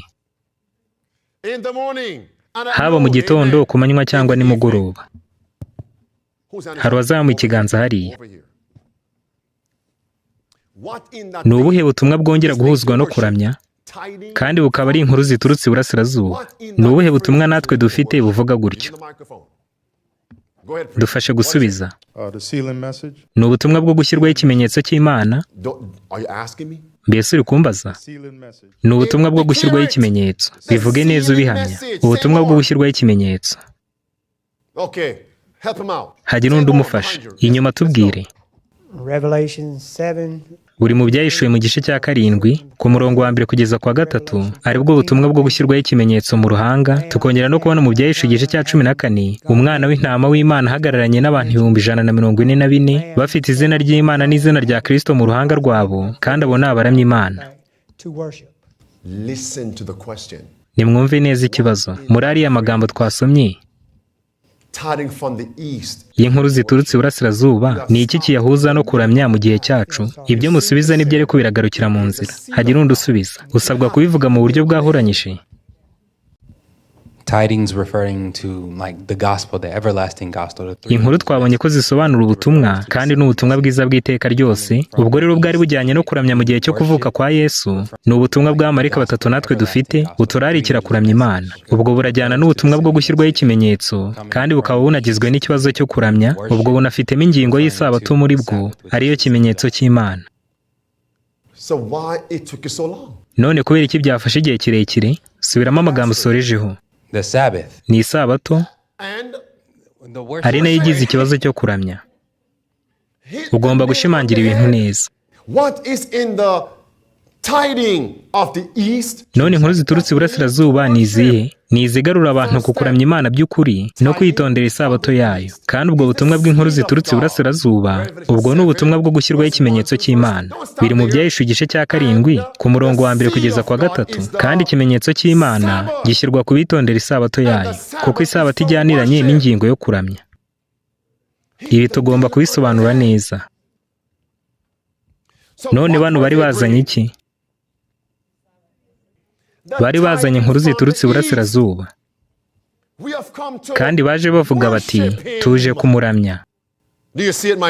Mbese bino murabibona nshuti? Mujye noneho ku murongo wa 3. None ngiye gusoma umurongo wa 3, kandi hagira uhita azamura ikiganza ambwira ijambo abonye ku murongo wa 3 riri muri Daniyeli mu gice cya 11 ku murongo wa 43 n'uwa 44. Dusome ku murongo wa 3 Matayo igice cya 2. Haranditse ngo umwami Herode abyumvise ahagarika umutima, n'ab'i Yerusalemu bose nuko. Hagira udusubiza hano. Iryo jambo ni irihe? Ni uguhagarika umutima. Ibi byose birahuye cyane.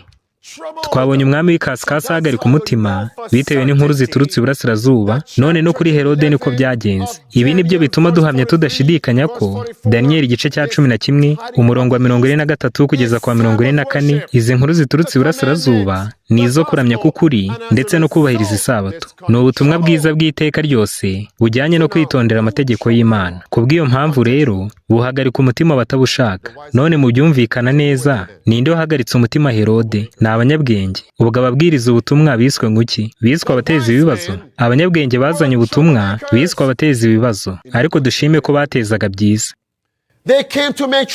Baje guteza ibibazo. Inkuru bazanye zahagaritse abantu umutima. None ni irihe jambo tutarabona hano riri muri Daniyeli mu gice cya 11 ku murongo wa 44? Muri ya yandi nababwiye gucaho umurongo. Nirivuga ngo warakaye cyane, azanywe no kurimbura. Mbese murabibona? Ndagira ngo agire uzamura ukuboko maze adusubize kino kibazo. Mbese Herode yahise akora iki amaze guhagarikwa umutima n'inkuru z'abanyabwenge? Zamura ikiganza, ntimusubirize rimwe. Herode yakoze iki amaze guhagarika umutima? What happened? yasinye itegeko ryo kwica abana bose batoya. Iryo somo turibona he? What verse? Matayo igice cya 2:16.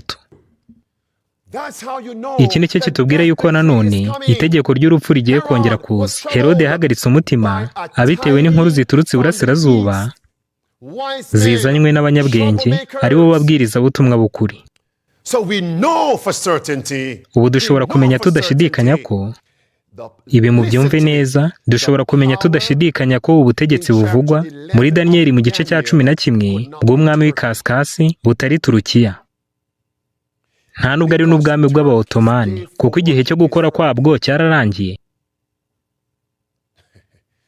Ahubwo n'umwami w'ikasikasi ni Babuloni. Ni ubutegetsi busenga ku cyumweru, kandi buri kumwe n'ubuprotestanti bwaguye, ndetse ibyo mubimenye cyane. Let no man deceive you. Ntihagire umuntu n'umwe ubayobya. Bible.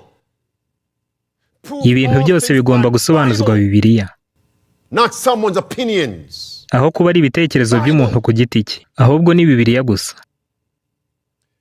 Men may say, Abantu bashobora kuvugana ubwenge bwinshi, but if ariko niba badakoresheje Bibiliya ntabwo buba ari ubwenge nyakuri. Niba ibyo bisobanutse neza tuvuge ngo amen. everybody go now. Noneho tugere ku rugero rwa kabiri. We have Twabonye inkuru ziturutse iburasirazuba that zigomba guhagarika umutima ubwami bw'abahakanyi n'abatwaza igitugu, kandi ubwo butumwa buzabarakaza butume bashaka kuturimbura. Matthew 2. Matayo igice cya 2. God Mbese preserve. Imana yarinze abanyabwenge? Yego. Will God preserve us? Mbese Imana natwe izaturinda twabazanye inkuru ziturutse iburasirazuba? Yego. Mbese Data wa twese yarinze Yesu? Yego. Will God None Imana preserve us? izaturinda natwe? Yego. Watch this now. None We muzirikane ko have abanyabwenge seen bavuze ngo his twabonye star in the inyenyeri ye east. iburasirazuba. Mbese iyo nyenyeri yari iyande y'iburasirazuba? That means Christ also Ibyo bisobanuye ko ubutumwa bwa Yesu Kristo tiding.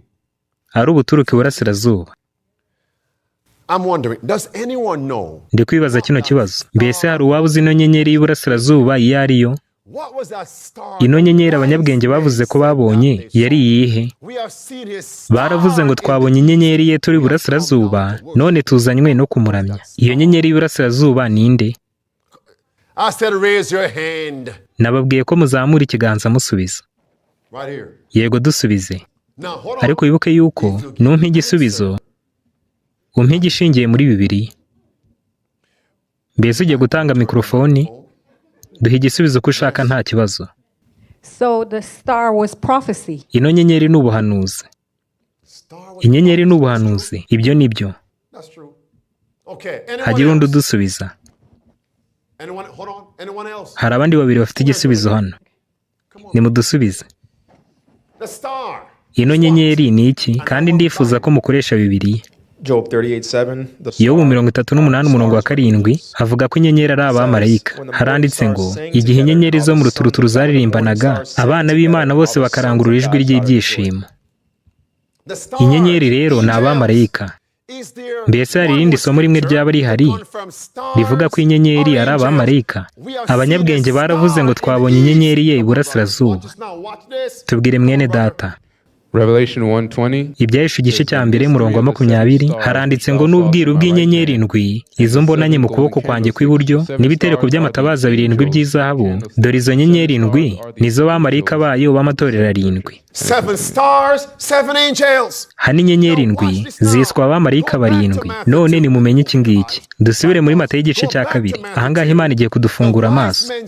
Matayo igice cya 2 ku murongo wa 2 haranditse ngo For we have seen his star in the east. kuko twabonye inyenyeri ye iburasirazuba. None mureke dusimbuze ijambo inyenyeri n'ijambo umumarayika. So which angel comes from the east? Mbese n'uwuhe mumarayika uturuka iburasirazuba? Ntimundebe nk'abatabisobanukiwe. Which angel comes? N'uwuhe mumarayika uturuka iburasirazuba? Come on. Ninde? You Ubu cannot nta kibazo mushobora gusubiriza rimwe. You may all Ndavuga yuko shout gusubiza now. igisubizo kizima muranguruye. So based on verse 2, the wise men came to worship because they saw a star in the east. Dushingiye kuri uyu murongo wa kabiri, aba banyabwenge baje kuramya Yesu kuko bari babonye inyenyeri iburasirazuba, kandi ubwo baje kuramya kuko bari babonye umumarayika uturutse iburasirazuba. Baje kuramya kuko bari bakiriye ubutumwa bwo gushyirwaho ikimenyetso. Flesh and blood. Umubiri n'amaraso si byo byahishura ibi ngibi, ahubwo Data uri mu ijuru, niko Yesu Kristo yavuze, niwe uduhishurira ibi ngibi. Ubu noneho birasobanutse neza. Ubu Daniyeli igice cya 11 irasobanutse neza. Ngiye kubaha urugero rwa kabiri, mbese murarushaka? Tujye mu gitabo cya mbere cy'Abami mu gice cya 17 tugire icyo tuhareba. Bene Data, nkunda Bibiliya cyane, kandi ndifuza ko namwe mukunda Bibiliya cyane. Ayo ni amagambo yavuzwe na William Mireri. Mbese tugiye hehe? Mu gitabo cya mbere cy'Abami mu gice cya 17 tugiye kugereranya ibyanditswe byera n'ibindi ku ngingo imwe. Tugiye mu gitabo cya mbere cy'Abami mu gice cya 17. Mbese muribuka ya magambo yose nababwiye gucaho umurongo? Muyanyibutse. Irya mbere ni inkuru, irya kabiri ni iburasirazuba, irya gatatu ni uguhagarika umutima, irya kane ni ukurakara cyane azanywe no kurimbura. Mu gitabo cya mbere cy'Abami mu gice cya 17. Mbese nababaza kino kibazo, mbese Eliya nawe hari inkuru yazanye ubutumwa bwiza kandi bw'umuburo afite ababuzaniye? Yego. Mbese ni ikihe cyerekezo yaje aturutsemo? Yaje aturutse iburasirazuba. Murebe ku murongo wa mbere. This is Elijah. Uyu ni Eliya. Ku murongo wa kabiri haranditse ngo, hanyuma ijambo ry'Uwiteka rimugeraho riti, va hano werekere iburasirazuba, wihishe iruhande rw'akagezi kitwa Keriti ahateganye na Yorodani. Ubwo rero aho yajyaga hose Imana yamubwiraga kwerekeza iburasirazuba, niho yari afite ubuhungiro. None ubwo igihe yagarukaga yari aturutse he? Yari aturutse iburasirazuba, kandi yazanye inkuru, yari azanye ubutumwa. None bino ni mubyitaho cyane. Mureke turebe niba dushobora kubona ubutumwa ubwo Eliya yari azanye ubwo ari bwo. Mujye mu gitabo cya mbere cy'Abami mu gice cya 18 murebe ku murongo wa 21. Mbese arashobora kutubwira yahuranyije ubutumwa Eliya yari azanye ubwo ari bwo aturutse iburasirazuba? Hagira ubutubwira. Mbese amagambo Eliya yavugiye ku musozi Karumeli ni ayahe? Yaravuze ati, muzageza ryari guhera mu rungabangabo? Niba Uwiteka ari we Mana yanyu, nimumukorere, kandi niba ari Bayali nimuyikorere. Mbese gukorera bisobanuye iki? Bisobanuye kuramya. None uwo muhanuzi yazanye inkuru ziturutse iburasirazuba, kandi zikaba zari zifitanye isano n'iki? No kuramya. Yego. None igisigaye ni iki? Twamaze kubona inkuru ziturutse iburasirazuba, igisigaye tutarareba ni iki? Igisigaye ni iki? Guhagarikwa umutima. Nimumbwire mwahuranyije kandi mwitonze. Muzamure ikiganza. Ni hehe tubona guhagarikwa umutima? Uri hari inyuma nadusubize. Muri kino gikorwa cyo mu gihe cya Eliya, guhagarika umutima byongera kuboneka he? When Elijah was called a traveler in Israel. Ni igihe Eliya yitwaga uteza amakuba yose muri Isiraheli. Yesu uteza ibyago byose muri Isiraheli. Murebe ku murongo 17. Haranditse ngo, maze Ahabu abonye Eliya aramubwira ati, mbese ni wowe n'umuruho wateye Isiraheli? Ubwo Eliya yiswe ngo iki? Uteza ibyago abantu n'ibibi byose. Ubwo rero uzana inkuru ziturutse iburasirazuba azitwa iki? Azitwa uteza ibyago abantu. Uwigisha ukuramya k'ukuri kubaramya mu buryo bw'ikinyoma, babandi baramya ku cyumweru, bagakunda iby'isi kandi bakishyira hejuru, bazakwita ko ari wowe ubateza ibyago. Bazakubwira bati, ntutubwire ibyo by'isabato. Mbese magingo yabo bita baki? Babita abateza ibyago. Ariko murebe uko umuhanuzi yasubije. Ku murongo 18 haranditse ngo, Eliya nawe arasubiza ati, erega si jye wateye Isiraheli umuruho, ahubwo ni wowe n'inzu ya so, kuko mwaretse gukurikiza amategeko y'Imana mugakurikira Bali. None ubwo uteza ibyago mu by'ukuri ninde? Ni abari mu buhakanyi. Nanone mu by'ukuri uteza ibyago ninde? Ni abakunda ibyaha. Kubera ko ku murongo 18 haranditse ngo, kuko mwaretse gukurikiza amategeko y'Uwiteka mugakurikira Bali. Birasobanutse? None ijambo risigaye ni irihe muri ya yandi? What phrase? ni irihe jambo tugomba kongera kubona muri bino byo mu gihe cya Eliya? What now? Fury to destroy. Ni ukurakara azanywe no kurimbura. I want you to tell Ndifuza ko mutubwira hagira uzamura ikiganza. Ni hehe tubona aya magambo ngo arakaye cyane azanywe no kurimbura? Hagira uzamura ikiganza. Kuba ari hano ntihagira udusubiza. Ni rya tegeko ryatanzwe na Yezebeli ry'uko Eliya agomba kwicwa. Bivuge wahuranyije.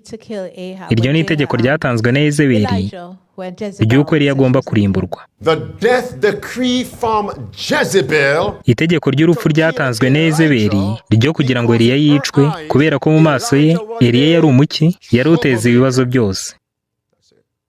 He was bringing a message that she. Yari azanye ubutumwa Yezebeli atemeraga, yanarwanyaga akanga cyane. 1 Kings 19. Biri mu gitabo cya mbere cy'abami mu gice cya 19. Turasoma ku murongo wa mbere kugeza kwa gatatu. Noneho buri wese bino nabyumve neza.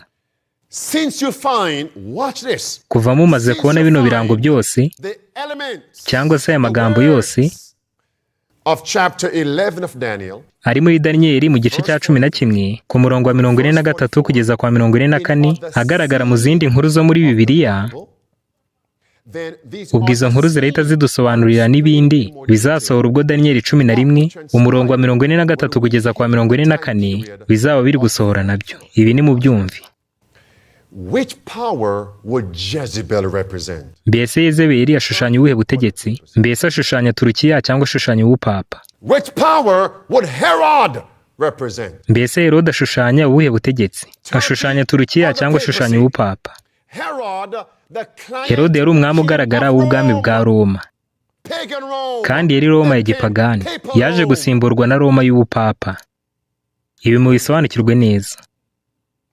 So now, Mwongere mutange mikrofoni, ndifuza ko abantu bane badusomera aya masomo ngiye kubabwira. and I want you all Kandi ndifuza ko mwese aya masomo n'ababera amasomo yo gukoresha as your scriptures to go muri kino cyumweru cyose. Ibi mubyumve neza kuko tugiye kwihuta. Uzamura ikiganza cyawe niba wifuza gusoma. The first scripture is Psalm 25. Isomo rya mbere riri muri Zaburi ya 25. Psalm 25. Zaburi ya 25. Psalm 25. Iryo ni isomo rya mbere urisoma yabonetse. I want the second person to be in queue. Ndifuza wa kabiri. I want you to go to Psalm 27. Urasoma muri Zaburi ya 27. I want Ndifuza wa gatatu hari inyuma. Okay? I want you to go to Psalm 34. Ndifuza ko usoma muri Zaburi ya 34. Zaburi ya 34. Aya masomo yose muyazirikane, muyagendane kino cyumweru cyose. Because those of us who carry the tidings, Kubera ko twebwe abatwaye bwa butumwa, Satani aratwanga cyane akaturwanya. and he's going to make sure he brings Kandi agiye gukoresha ibishoboka byose kugira ngo amenye ko aduteza akarengane.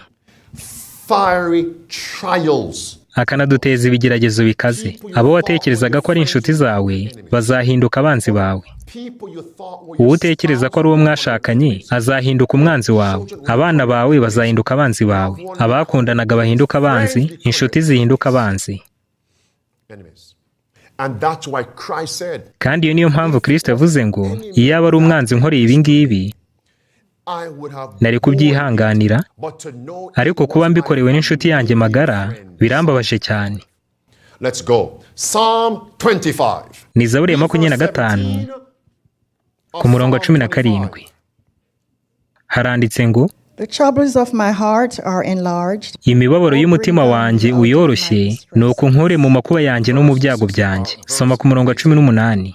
Look upon mine affliction. Haranditse ngo reba umubabaro wanjye n'imiruho, umbabarire ibyaha byanjye byose. And as these words are being read, Kandi ubwo aya magambo bari kuyadusomera, ndabinginze nshuti muyatekerezeho kandi muyashyire mu bikorwa mu buzima bwanyu. Soma ku murongo wa 19. Verse 19.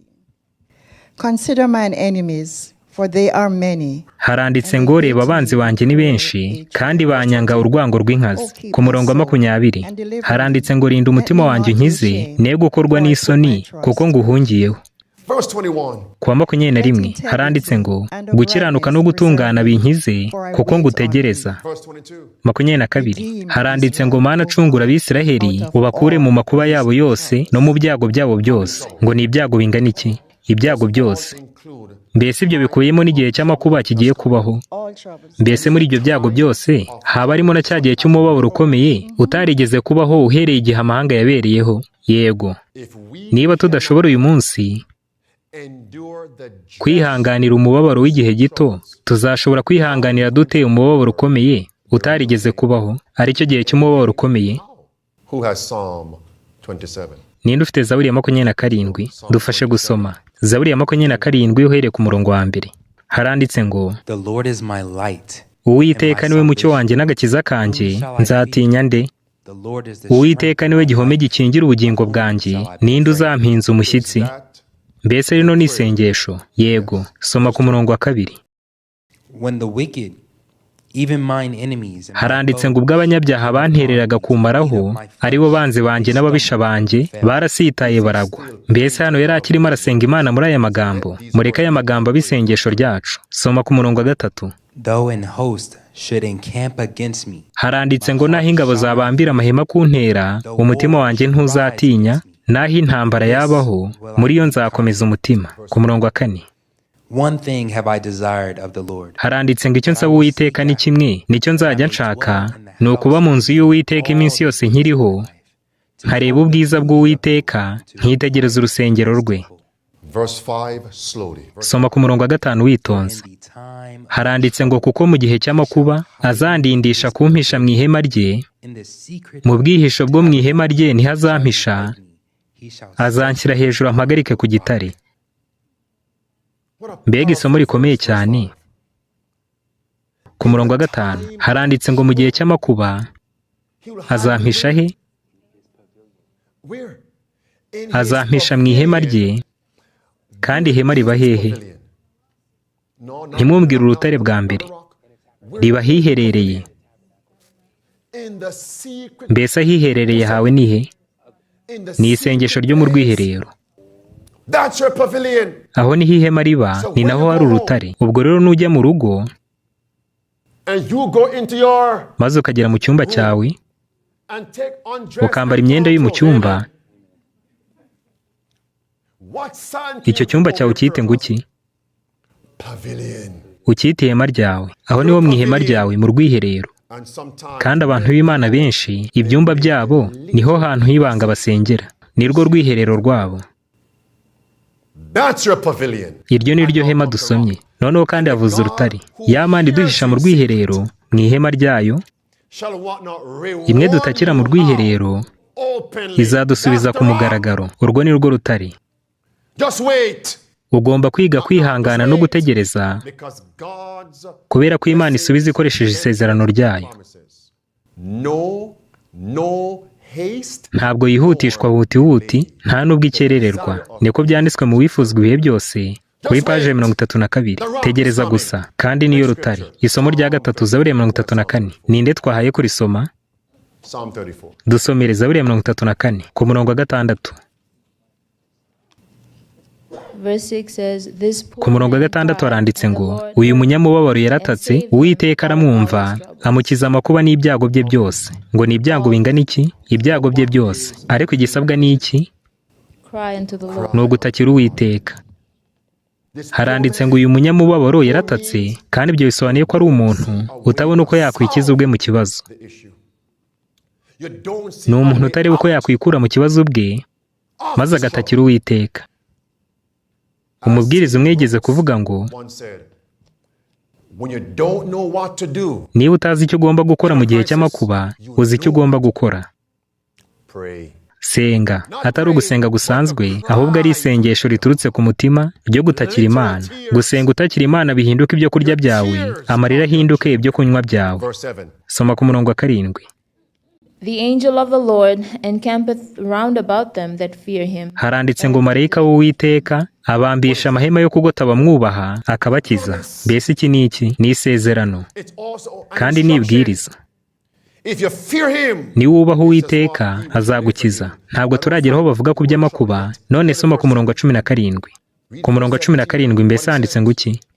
The righteous cry, and the Lord heareth. Haranditse ngo abakiranutsi baratatse, Uwiteka arabumva, abakiza amakuba n'ibyago byabo byose. Ngo ni ibingana iki? Byose. ntabwo ari bimwe na bimwe ahubwo ni byose. Ubwo Imana yagukijije mu byago bimwe na bimwe bitandukanye, icyo usabwa ni ugutegereza. Ugomba kwihangana. Kandi aya masomo yagendane mu cyumweru cyose. Hari isomo rimwe risigaye, Yohana igice cya 14. Ninde ugiye kuhasoma? Ari hano yabonetse, mumuhe mikrofoni. Hari inyuma. John 14. I want you to read. Ndifuza gusoma muri Yohana igice cya 14 ku murongo 27. Kandi nitumara gusoma iryo somo, mutubwire icyo mwakuyemo. Jya mbere ku murongo 27. Peace I leave with you. Haranditse ngo, mbasigiye amahoro, amahoro yanjye ndayabahaye. Not as the world giveth. Icyakora simbaha nk'uko ab'isi batanga. Imitima yanyu ntihagarare kandi ntitinye. What point stood out to you? Ukuyemo icyo aho ngaho? Tubwire kimwe. That there is. Nkuyemo yuko hari amahoro ushobora kubona mu isi, ariko hari n'amahoro atangwa n'Imana gusa. Ndetse amahoro yatandukanye n'ay'ab'isi, kandi niyo ashobora guturisha imitima yacu ihangayitse, akatumara n'ubwoba bwacu bwose. Thank you. Urakoze cyane. Hari ikindi nifuza kuvuga. In a practical sense, mu buryo bugaragara, mbese hari uwabuze uko aya mahoro yakirwa? Cyangwa turimo turasoma amagambo gusa tugahinduka abakristo babasomyi gusa? Hari uwabuze uko aya mahoro twayakira mu buryo bugaragara mu gihe turi mu bihe by'amakuba?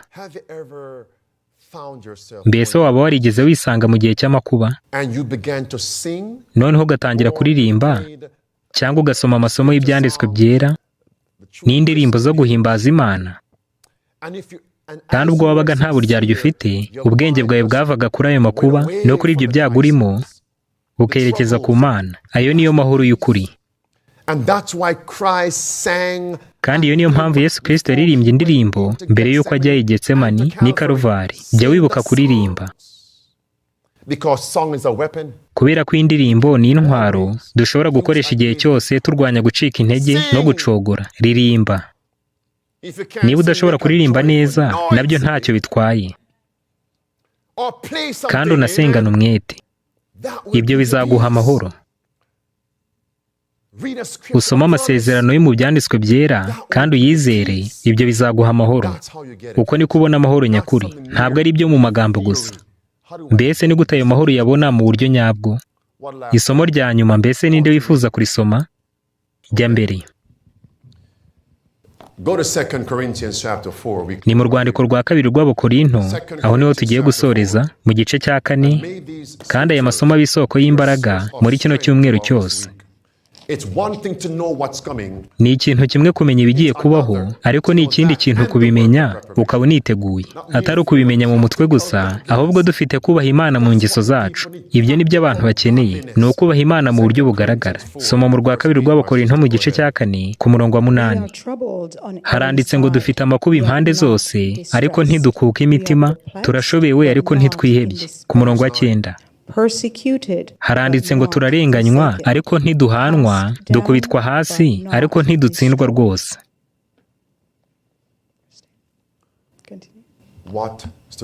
Mbese ukuyemo iki?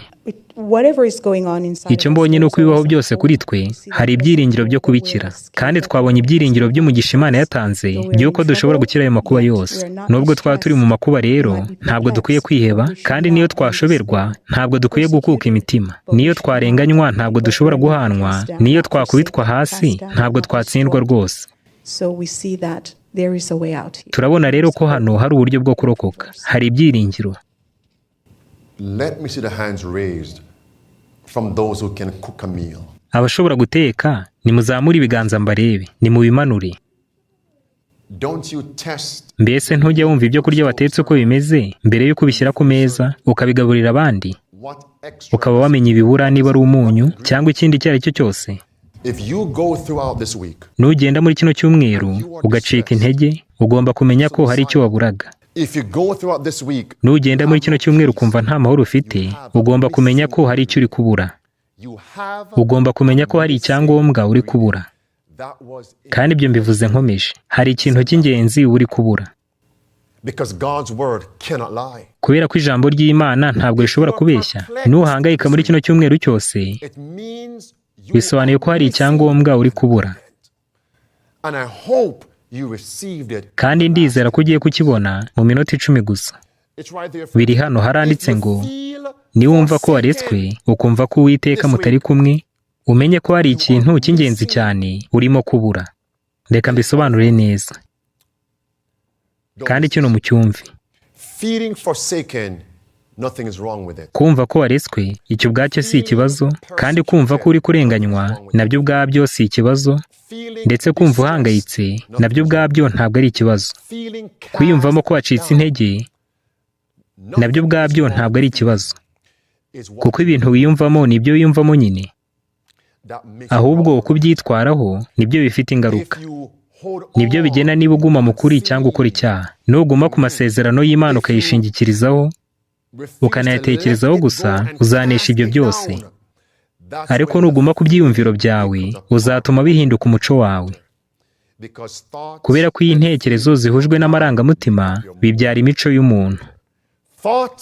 Intekerezo zihujwe n'amarangamutima bibyara imico yawe ya kimuntu. Biri mu Bihamya volume ya 5 paje 310.